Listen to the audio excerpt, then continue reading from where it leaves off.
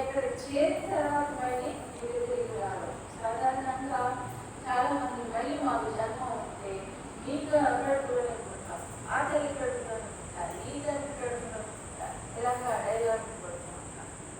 కానీ యోగం అయినటువంటి వారికి ఇవన్నీ కూడా పిచ్చి మాటలాగే అనిపిస్తుంది. ఆడుకోమలే ఇవన్నీ కూడా ఆడుకో. ఎన్నిసార్లు తిరిగి వచ్చిన ఏదో ఒక జన్మలో ఇది అందరూ పోగవలసిందే. ఏదో ఒక జన్మలో ప్రతి ఒక్కరికి వైరాగ్యం రావాల్సిందే, ప్రతి ఒక్కరూ ఈ మార్గంలో పయనించాల్సిందే. కాకపోతే కొంత సమయం పడుతుంది. తర్వాత నిర్మాణమోహాజిత సంగదోషా